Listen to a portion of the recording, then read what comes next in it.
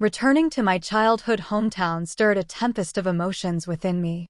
This quaint nook of the world, where my early years unfolded, now stood as a paradox of the familiar and the strange.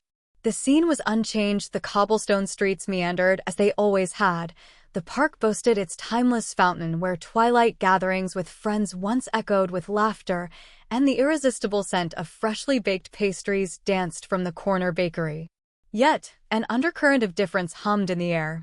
Perhaps it was I who had been reshaped by the years spent afar, or maybe the town itself had subtly transformed, rendering it a stranger to my eyes. Harrison, my father, embraced me with unwavering warmth. Time had etched lines upon his face, but his spirit remained vibrant and spirited. His genuine joy at my return mirrored my own happiness, yet an enigmatic unease lingered beneath the surface. Then there was Emma. She stood poised in the doorway, her head gently cocked as I stepped inside. Though younger than Harrison, the years had gracefully touched her features as well. Her smile was a beacon of warmth, her eyes shimmering with a kindness that transcended our brief acquaintance. She reached out her hand, and the softness of her palm met mine, a fleeting connection that held me breathless for a heartbeat too long. Instinctively, I withdrew, concealing the flutter of discomfort beneath a composed exterior. In that moment, the town seemed to hold its breath with me, whispers of the past intertwining with the present, crafting a tapestry of memories and new beginnings. As I stood there, enveloped by the embrace of old streets and new faces, I realized that both the town and I were navigating the delicate dance between what was and what could be. From the outset, Emma enveloped me in a remarkable tide of attentiveness. She was perpetually attuned to my emotions, ever eager to discern my needs and offer her assistance. While her gestures were undeniably kind, they bordered on overwhelming. Under myriad pretexts, she would step into my sanctuary, whether to replace worn towels, straighten a misplaced trinket, or simply check if I was all right. Occasionally, she'd present me with a steaming cup of tea, lingering just a moment longer than customary hospitality dictated. I endeavored to attribute her actions to pure kindness and a genuine desire to help, yet a subtle unease gnawed at me. As days turned into weeks, her presence morphed from comforting to intrusive. Emma seemed to materialize in the most unexpected corners, standing by the stove as I prepared breakfast or tending to the garden while I sought solace in the fresh air. She insisted that she cherished our time together, yearning to deepen our acquaintance. However, her insistence felt almost too fervent, her sincerity teetering on the edge of unsettling. One twilight evening, she proposed a game of board games. Eager to divert my mind from the whirlpool of thoughts, I accepted, hoping for some normalcy and companionship. Amidst laughter and idle chatter, I couldn't escape the intensity of her scrutiny. It was as if she was unraveling the mysteries veiled within my conversations. Her eyes held a warmth that was both inviting and disconcerting, a flicker that quickened my pulse. There was an emotion flickering beneath the surface, elusive and indefinable, that nestled itself deep within me, cultivating a vague sense of apprehension. It was as though I glimpsed a shadow in her gaze, something that shouldn't reside there. These emotions compounded with each passing day, casting a veil of uncertainty over what the future might hold. Time slipped through my fingers as I grappled with my burgeoning feelings about Emma.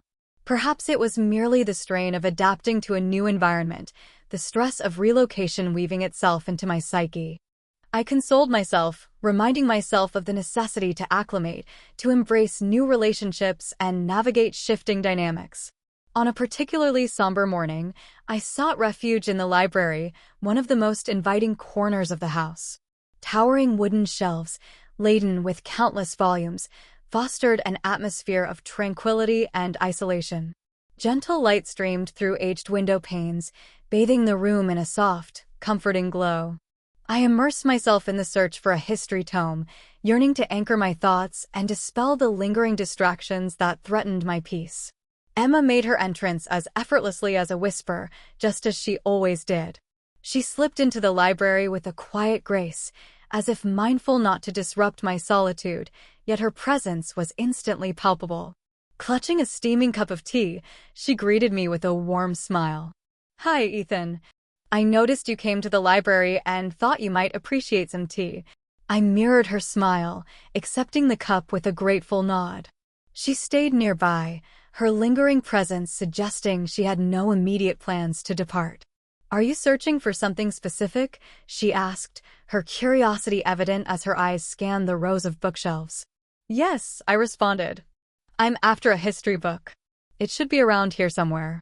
Without hesitation, Emma stepped closer, tiptoeing to reach the top shelf.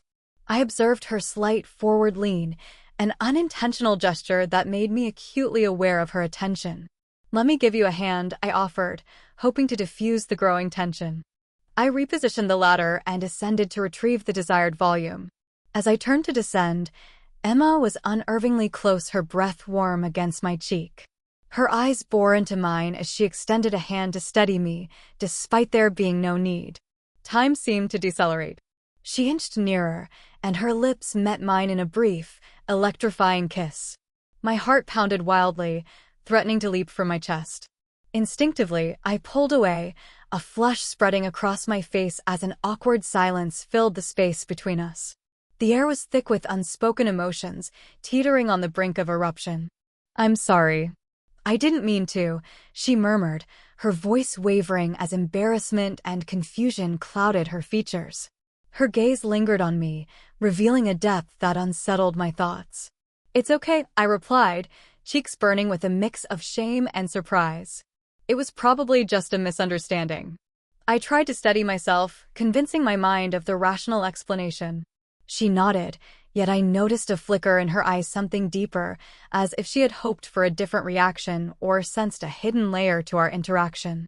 It felt as though the kiss wasn't merely accidental, but destined in some inexplicable way. I hurriedly exited the library, my legs trembling and heart racing so fiercely it felt like it might burst from my chest. The reality of what had just happened eluded me, but one truth remained clear: our relationship had irrevocably changed. In the aftermath of that fleeting moment, everything shifted. It should have been dismissed as an impulsive, inappropriate gesture, but moving forward proved to be far more challenging than I had ever imagined. I made a conscious effort to distance myself from Emma. My mornings started earlier, and I slipped out of the house while she was still nestled in sleep, returning only after the sun had dipped below the horizon. Each day became a careful dance of avoiding her presence, yet every time I passed her room or caught the echo of her footsteps down the hallway, my chest would constrict painfully. My mind swirled with relentless questions. Why did she do that kiss? Why couldn't I just avert my eyes, dismiss it, or act as if it never happened? Despite my growing unease, Emma seemed either unaware of my discomfort or deliberately ignoring it. Her smiles remained, unchanged on the surface, but now they bore an enigmatic edge, something elusive and slightly taunting. It was as though she sensed my inability to overlook her, recognizing that thoughts of that moment consumed me incessantly. Day after day, Emma found subtle ways to remain close. Sometimes she sought clarity about my father's work, other times she requested assistance with errands or asked me to accompany her to the local store.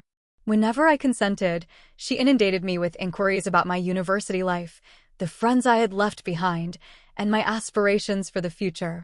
Her interest felt unnervingly intense, as if she was probing deeper into my life than I was comfortable revealing.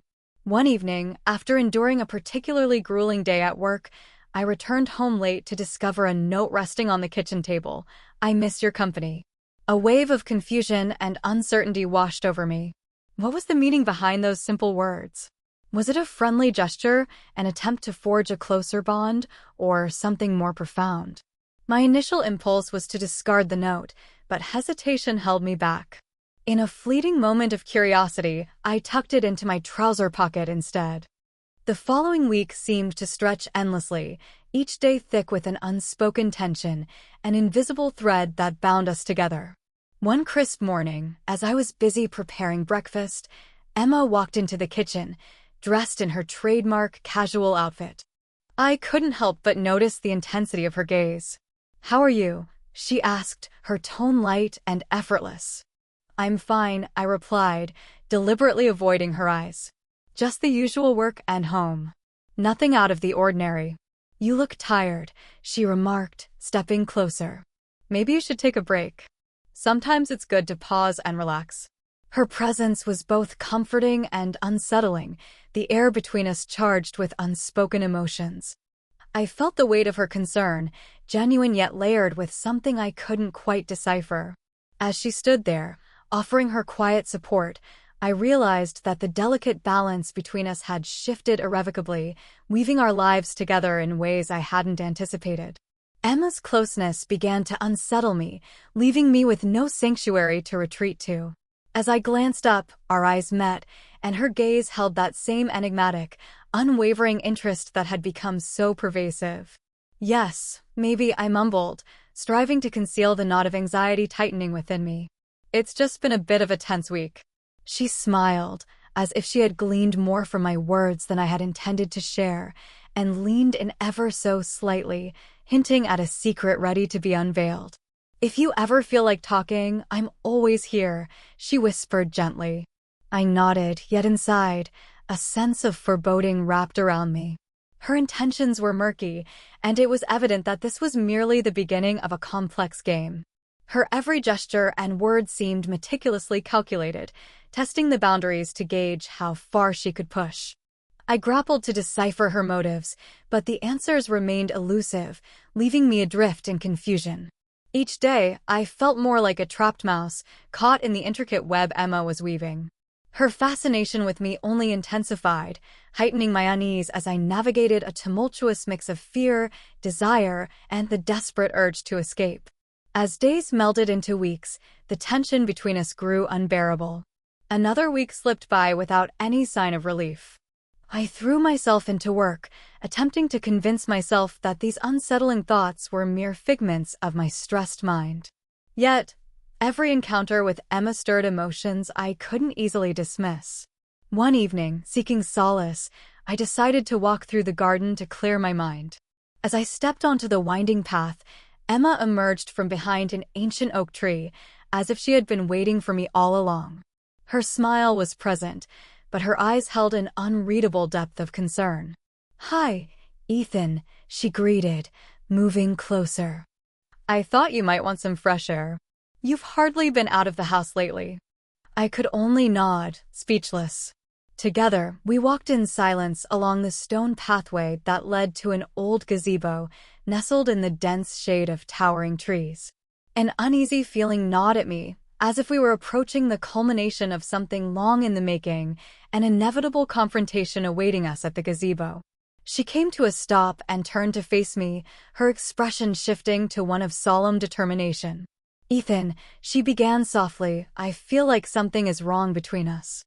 I don't want this tension to hang over us like a fog. We need to talk to sort things out." I stood frozen, the tension coiling around my shoulders like a vice. There was no escaping this conversation. It was as unavoidable as the setting sun. Taking a deep breath to steady myself, I nodded, bracing for what was to come. "I feel something more for you than just affection," Emma continued, her voice wavering with emotion, yet her eyes burned with unwavering resolve. "I know it's wrong, that I shouldn't feel this way, but I can't deny it. Since you returned, I've felt emotions I haven't experienced in a long time. Life has regained its color." Silence enveloped me as I struggled to process her confession. Words failed me, and every instinct screamed that this was a boundary I needed to enforce. My mind raced, torn between confusion and a reluctant acknowledgement of feelings I hadn't fully recognized. "I am not sure I understand what you mean," I stammered, my heart pounding erratically. "You know this is inappropriate." She held my gaze, her eyes intensifying with a mix of anxiety and longing, refusing to break the connection between us. Her expression grew more earnest, shadowed by a palpable tension. "I know this shouldn't have happened," she whispered, stepping even closer. "But I can't change it. I thought I could control my feelings, that they would pass." Before I could respond, she leaned in, and her lips met mine once more.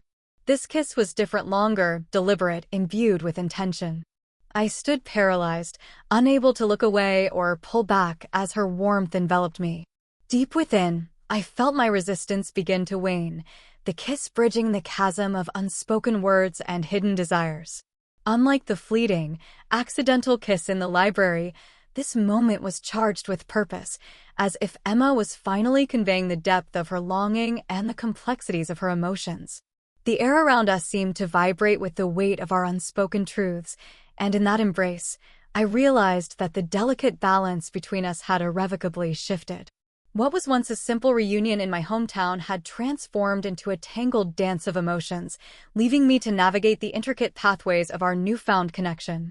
My conscience roared that this was wrong, that I needed to put an end to it, yet my body betrayed my intentions. For a fleeting, stolen moment, I surrendered, allowing myself to lose all else and simply revel in her closeness.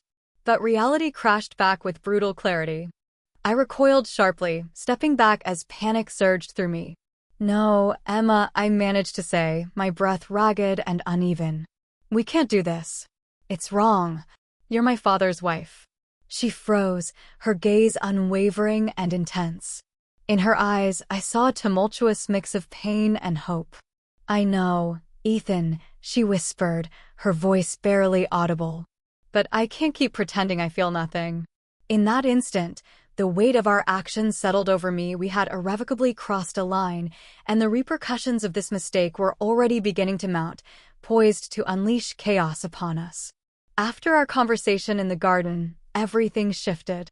I tried to return to my old routine, but her words and that kiss lingered in my mind, refusing to fade. I kept telling myself I had to maintain my distance, yet the house, once a quiet sanctuary, had transformed into a labyrinth with no escape. Although Emma didn't voice her feelings again, her presence permeated every corner. It felt as though she was deliberately leaving subtle traces behind: a forgotten coffee cup on the kitchen counter, her scarf casually draped over the hallway rack, and her scent lingering like an intricate thread woven into the very fabric of the home. I began to feel ensnared, trapped both in this tangled situation and in her intricate web. Determined to reclaim some semblance of normalcy, I knew I had to confront her. It was imperative to make it clear that nothing could exist between us and that firm boundaries needed to be established. So, one evening, while my father remained at work, I found Emma seated in the living room, seemingly awaiting my arrival. Her gaze was fixed on the flickering flames in the fireplace. "We need to talk," I declared, striving to project confidence and resolve. She looked up, and in her eyes I saw a blend of anxiety and anticipation, as if bracing herself for what was to come. Quietly, she sighed, sinking into a chair across from me. "I think things have gone too far. We both know there shouldn't be any feelings between us. It's wrong, and I can't allow this to continue. We need to keep our distance." Her eyes clouded over, but she nodded in agreement. "Yes, you're right," she murmured, her voice more like a whisper to herself than a direct response. "I know this is wrong, but I can't just shut off my feelings, Ethan. They're real, and they're here. This all has to stop." I pressed on, feeling my nerves fraying. "If we keep going like this, it will destroy everything. I can't allow that, for my father's sake, for all of us." For a moment, she closed her eyes, seemingly fighting back tears. When she opened them again, determination filled her gaze, a silent vow that whatever came next, neither of us could turn back.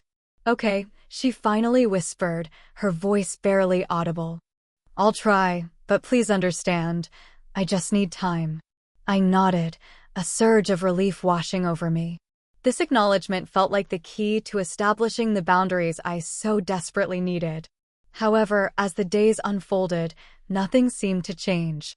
I maintained my routine of waking early, leaving the house while Emma was still asleep, and returning late, meticulously avoiding any encounters with her. Yet, each time I crossed her room or heard her footsteps echoing down the hallway, my chest tightened with unease. Her glances became more penetrating, her smiles more fleeting and less genuine. She ceased mentioning her feelings altogether, but her silence spoke volumes, louder than any conversation could. Emma found increasingly subtle ways to remain close.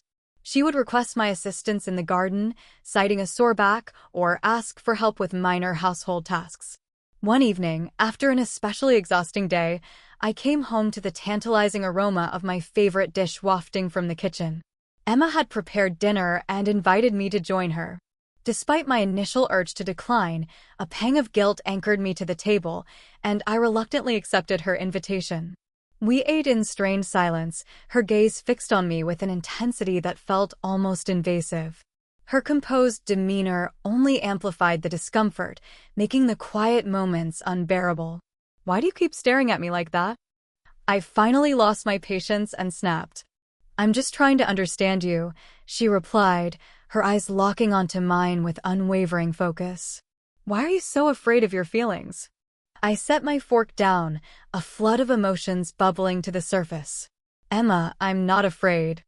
I just know this is wrong. You're married to my father." She smiled, but there was an undercurrent of bitterness in her expression. "Is that really all that bothers you?" I wanted to respond, to push back against her probing, but the words tangled in my throat. Anxiety gnawed at me, transforming our interactions into a game I never wished to play. Yet, there I was, ensnared in her web, panic tightening its grip around my heart. The following day, I attempted to discuss the situation with my father, hoping he might sense something amiss. However, he was so absorbed in his work that he scarcely noticed the growing tension at home. Emma's behavior had shifted to being more aloof, her occasional glances at me sharp and piercing, like daggers meant to wound. I found myself contemplating an escape, the thought of leaving this tangled scenario almost tempting. But something held me back, perhaps a misguided hope that things could be mended. Instead, each passing day only intensified the strain, leaving me feeling cornered with no clear path to freedom. Days turned into weeks since that uneasy dinner, and the tension remained thick, escalating with each moment like a storm cloud gathering on the horizon.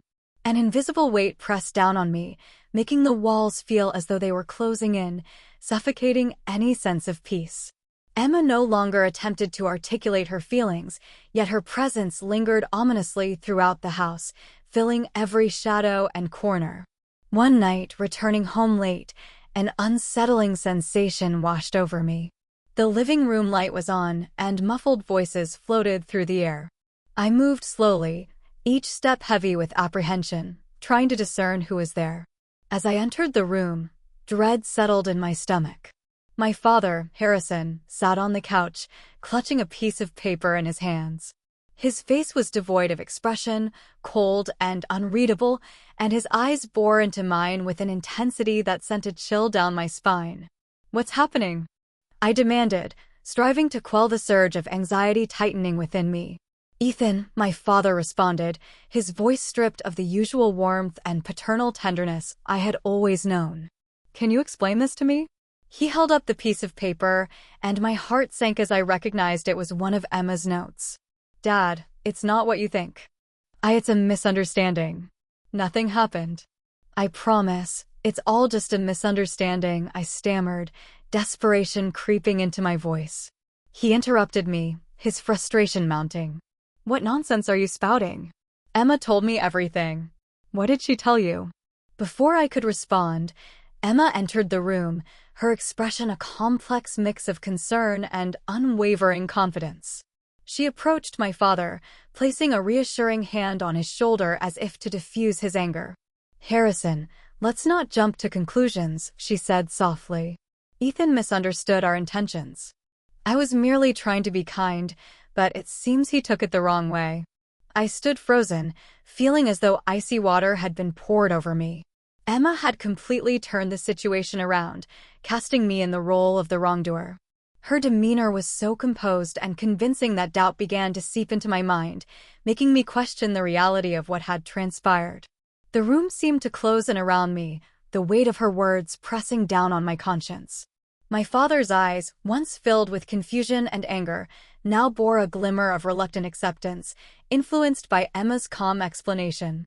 I struggled to maintain my composure, the tension between us thickening the air with every passing second. "Emma, please," I began, my voice barely above a whisper. "You know that's not true. We never—" But she silenced me with a gentle shake of her head, her gaze steady and unwavering. "Ethan, I understand this is difficult, but you have to believe me. There's nothing more between us."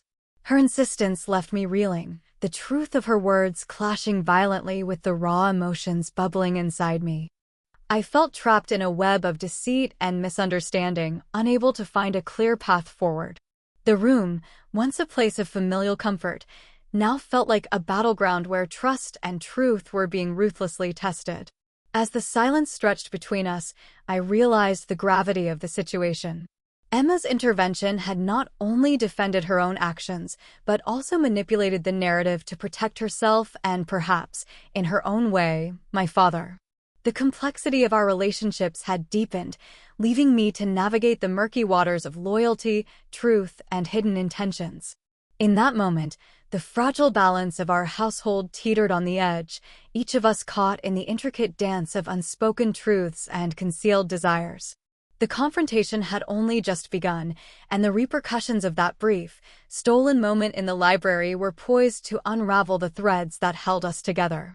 "No, that's not the case," I shouted, my voice cracking under the weight of my mounting frustration. "She's the one leaving me notes. She's the one who kissed me." Emma remained unfazed, her posture serene despite the tension in the room. Her eyes shimmered with a muted sorrow. "Ethan, I know this is bewildering for you," she murmured gently, her tone tinged with an almost patronizing softness. "I never intended for things to escalate like this. I simply wanted to connect, to be a part of your life. It appears our intentions were misaligned." A brief flash of uncertainty crossed my father's face, but it was swiftly replaced by an unyielding, granite-like resolve.